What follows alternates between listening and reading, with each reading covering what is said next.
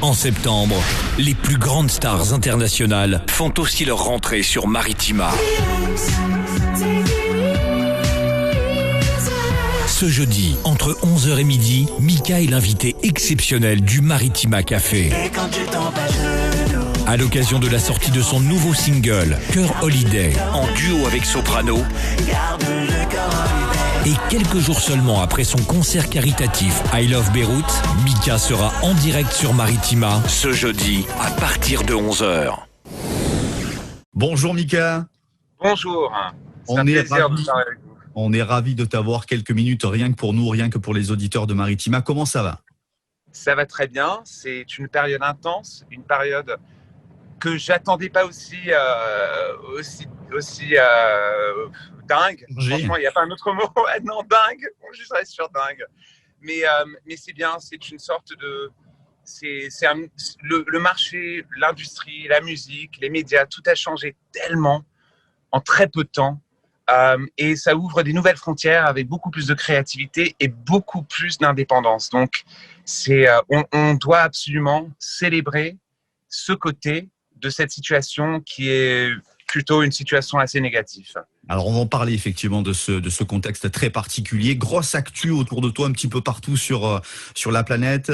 Le single, bien sûr, en France qui sort avec notre pote marseillais Soprano, on en parlera dans quelques instants. Et puis ce concert événement qui a été organisé la semaine dernière, c'était samedi soir, I Love Beyrouth, avec beaucoup de stars internationales à tes côtés qui sont venues te prêter main forte. C'est ça, c'est un moment où je pense que les gens, moi j'avais pensé à cette idée même d'une manière un peu plus créative et un peu plus osée. Et normalement, les artistes internationaux te disent, et même les Français te disent non, c'est trop de travail, on reste dans quelque chose de simple, on reste dans le système normal. Et là, dans le contexte dans lequel on se retrouve, ils se prêtent à expérimenter, à prendre des risques. Et c'est très beau, je dois le dire. Et par rapport à la chanson avec Soprano, même ça, dans un sens, le clip qu'on a fait, j'ai trouvé une troupe d'animateurs qui travaillent sur des films américains, sur des séries pour Netflix, pour Amazon, tous ces trucs. Et je suis allé vers eux, je suis rentré dans le bureau, ils ne me connaissaient pas, j'avais pris un rendez-vous et je dis bonjour, je suis Mika. Ils disent ok, oui, on sait. Et je dis, et je veux faire un petit film. Ils me disent ok, vous avez combien de temps? Je dis, j'ai 4 semaines. Et le problème, c'est que moi, je ne peux pas être dans le film et mon ami Soprano, il ne peut pas être dans le film non plus. Est-ce que vous me faites un film? Ils disent, OK, on fait un truc très simple. Je dis, non. Si ce n'est pas comme Disney de mon enfance, on ne le veut pas. Je dis, ça doit être du Disney. Ça doit être et là, normalement, les gens te disent, non, va-t'en, parce qu'on ne veut pas. Mais c'est comme si aujourd'hui, les gens prennent le challenge parce que ça nous remet l'esprit dans le cœur et dans le travail. On va reparler effectivement de ce single, Le Cœur Holiday, qui est déjà un carton qui est passé très très souvent sur Maritima, mais pas seulement. Pour revenir au concert à I Love Beyrouth, le Liban, on le sait, c'est un pays magnifique dont tu es originaire. C'est un pays qui est tourmenté depuis de nombreuses années. Quand tu as vu ces terribles images d'explosion, qu'est-ce que tu as ressenti? C'était une réaction physiologique. Parce que ça a ramené tellement de petites choses, mais des choses graves, de ma mémoire, de mon enfance. Moi, je suis né à Beyrouth en 83. C'était pendant la guerre. C'était une période spécialement violente de cette guerre civile. Moi, je m'en souviens pas, mais quand même, après 2 ans, on a été évacués, on est parti à Paris. Et j'ai grandi dans une communauté aussi qui était transplantée de Beyrouth. Et donc, c'était comme si en fond d'écran, il y avait toujours les conversations de la guerre, le bilan à la semaine de qui a été touché, quel bâtiment a été détruit, qui avait perdu leur maison, qui était victime.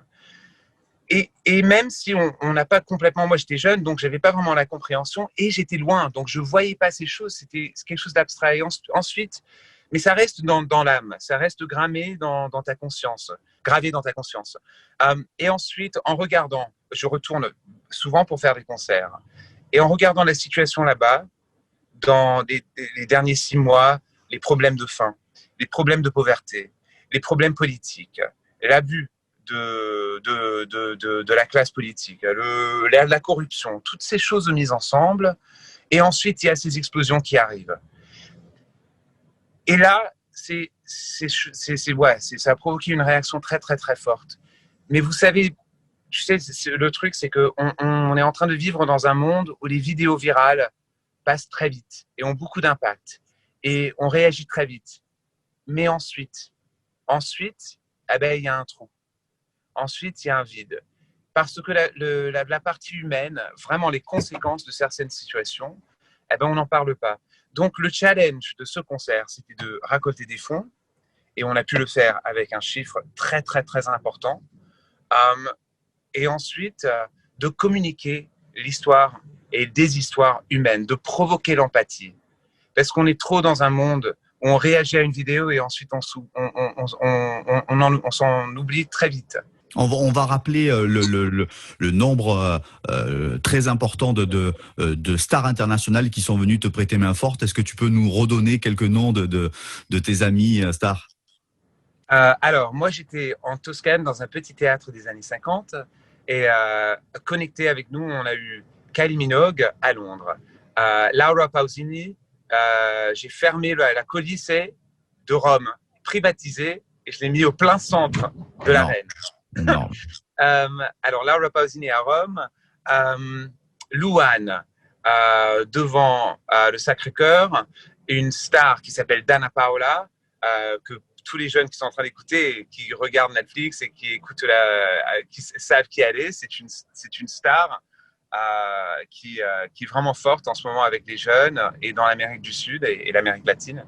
Elle était sur un rooftop au Mexique. Il y avait Salma Hayek à Londres. Il y avait un artiste qui s'appelle Rufus Wainwright à Los Angeles en connexion avec des autres musiciens classiques à Beyrouth, des jeunes musiciens traditionnels à Beyrouth. Il y avait un trio entre moi en Toscane, 2 chanteurs à New York et un autre groupe dans un palais qui a été détruit à cause de cette explosion du 4 août à Beyrouth. Et il y avait encore, il y avait beaucoup de choses. Il y avait beaucoup de choses, mais tout ça dans la même émotion. Il y avait des documentaires, des films, des courts-métrages. Ce que j'adore dans ce projet, c'est qu'il n'y a pas une image qui a été recyclée d'un autre programme ou d'un autre documentaire. Même les images qui ont beaucoup d'un aspect, par exemple, cinématographique avec beaucoup d'effets spéciaux, ils ont été créés pour ce concert. Ça n'a jamais été fait. C'est la première fois. Et ce magnifique événement, ça a permis à ramener, comme tu le disais, beaucoup d'argent qui seront reversés à des associations caritatives libanaises notamment. Et la Croix-Rouge Liban et aussi Save the Children Liban. C'est vraiment des associations qui sont en train de non seulement sauver la vie des gens, mais aussi remplir le vide quand l'État et quand le système économique n'est pas là pour attraper ces personnes. Donc, qui le fait? Des associations comme la Croix-Rouge, par exemple. Donc, c'est les gens qui sont en train de travailler vraiment dans l'urgence. C'est dur à quantifier, vous savez, pardon, je te tutoie, mais c'est dur à quantifier, même à visualiser l'idée qu'une explosion qui a duré quelques secondes, d'un moment à l'autre, 300 000 personnes se sont retrouvées sans maison dans une ville. C'est énorme.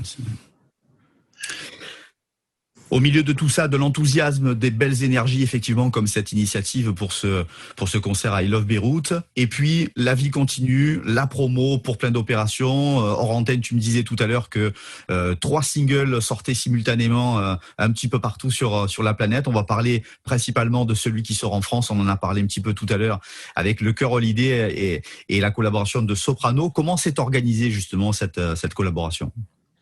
Alors, j'ai écrit la chanson en anglais. Et ensuite, et avant, je pense qu'il y a 10 mois maintenant, avant que tout s'est passé avec la pandémie, etc. Et je l'ai envoyé en anglais avec un texte en français à Sopra. Et j'ai dit, qu'est-ce que tu en penses? Parce que je pense que ça pourrait être 2 univers qui se rencontrent d'une manière assez unique Et il a aimé tout de suite. Alors moi, j'ai enregistré ma part aux États-Unis. Et ensuite, j'ai dû prendre un avion. Ça, c'est vraiment avant la pandémie. J'ai pris un avion et je suis arrivé à Marseille. Et à Marseille, on a enregistré les voix de Sopra.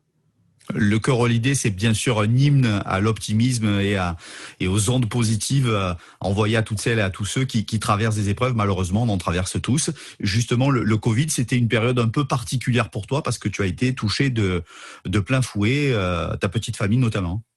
Oui, oui, et comme beaucoup de familles, c'était un moment suspendu de très haut stress. Donc, c'était surréaliste de vivre cette période, comme pour tout le monde. Et déjà, la manière que la vie change d'un moment à l'autre, et ensuite, quand ça commence à faire peur dans le cœur familial, c'est là où ça prend encore une autre ampleur. Et grâce à Dieu, je pense que ma famille, pour l'instant, elle est OK. Ils sont OK, ils ont récupéré, ma mère a récupéré. Je sais que pour Soprano, c'était une période encore plus difficile. Donc, ouais, Oui, qu'est-ce qu'on peut Sopra dire? qui a perdu son papa justement aux Comores à l'occasion de cette pandémie. Cette période du Covid, ça a été un bouleversement pour tout le monde, pour toutes les familles, mais aussi un bouleversement professionnel, notamment pour toute la filière culturelle, spectacle, événementiel. Tout est figé désormais depuis plusieurs mois. Est-ce qu'on en fait trop, selon toi, au niveau des interdictions d'organisation, ou est-ce que tu comprends quand même le principe de précaution sanitaire? Je pense qu'il n'y a pas assez on ne comprend pas assez ce que c'est. Euh, et, euh, et je pense que c'est pas nécessairement les blocs et les règles comme précaution qui me préoccupent. Bien sûr, ça me préoccupe et bien sûr, je suis frustré comme les autres. Mais ce qui m'a vraiment frustré, c'est la manque de collaboration à un niveau international. Chaque semaine, un pays disait un autre truc. Là, les Anglais disaient un autre truc. C'est là où on a vu les failles. On a vu à quel point il y a vraiment une manque dans une crise comme ça. Il y a eu une manque de collaboration à un niveau massif, large. Et ça a seulement euh, amplifié le niveau de stress, on était tous confus à la même manière. Il faut juste regarder ce qui se passe aux États-Unis, ce qui s'est passé à Trump. Avec Trump, c'est comme si chaque État vraiment prenait l'attitude d'un pays indépendant qui devait décider pour eux-mêmes. À ce point-là, j'ai perdu un peu confiance à ce niveau-là. Je pense que la chose la plus importante, c'est de comprendre ce que c'est d'avoir un vaccin, c'est de pouvoir continuer la vie et de reprendre et de sauver les jobs de toutes ces personnes. On arrive à un moment critique. Et je pense que cet automne va être ça va être un grand challenge, on le sait. Est-ce que tu arrives à avoir une visibilité sur les prochaines tournées, sur les prochaines présences physiques, on va dire, avec le public? Vous savez, est-ce que tu t'es dit, par alors exemple... moi, ma philosophie, bon, c'est pas une philosophie, c'est ridicule de le dire, mais mon attitude, c'est dès le début, quand j'ai vu, parce que moi j'étais en Australie en tournée, et j'étais pour commencer. Évidemment, je devais commencer la partie chinoise. La partie chinoise a été annulée il y avait un petit peu de temps. Mais ensuite, la partie japonaise, ils ne voulaient pas annuler. Et moi, je disais, mais quand même, comment est-ce que vous pouvez faire ça? Parce qu'à un certain moment, c'était comme si ils voulaient que moi, je prenne la décision. Donc, au Japon, à un certain moment, on a fait un accord. On a dit, mais c'est pas possible. On doit annuler ensemble, les promoteurs avec les artistes. Et ils ont accepté. Corée du Sud aussi. Mais ensuite, par exemple, en Amérique du Sud, etc., c'est moi qui a annulé, c'est moi qui ai décidé d'annuler ma performance à Lollapalooza, en Amérique du Sud, tout ça, parce qu'ils nous donnaient pas, ils prenaient pas la décision. Donc, moi, j'ai décidé de la prendre. Et donc, quand j'ai regardé tous ces trucs avec Coachella, tout ça qui était annulé, je me suis dit, OK, les festivals cet été, si on voit que vraiment il y a cette possibilité, il faut être ferme. Il faut dire, on va pas taquiner les gens, on va pas dire ok on repousse de 3 mois, ok on repousse encore 6 mois. C'est pas bien de faire ça. Moi je pense qu'il faut dire ok pour l'instant le concert qu'on avait en tête, il va pas se passer. Qu'est-ce qui va se passer l'année prochaine? On espère beaucoup. On espère beaucoup de musique. On espère beaucoup de moments ensemble. Mais probablement, ce serait dans des circonstances ou dans des conditions différentes. On doit les comprendre, ces conditions, avant de promettre trop de choses. Alors justement, le partage, c'est important. On parlait de collaboration avec Soprano sur ce nouveau single. On rappelle d'autres collaborations comme celle avec Ariana Grande pour Popular Song. Est-ce que c'est important pour toi de partager la musique avec d'autres artistes? Absolument, c'est vraiment c'est essentiel, je trouve. Moi, je suis un artiste pop éclectique. J'ai toujours fait une sorte de musique c'est construit d'une manière artisanale, mais quand même, je tiens à cette définition du pop. Et ça, c'est super important. Parce que souvent, la pop, elle est faite par, je sais pas, c'est d'une manière un peu... Ah, pardon, il y a un petit peu de bruit.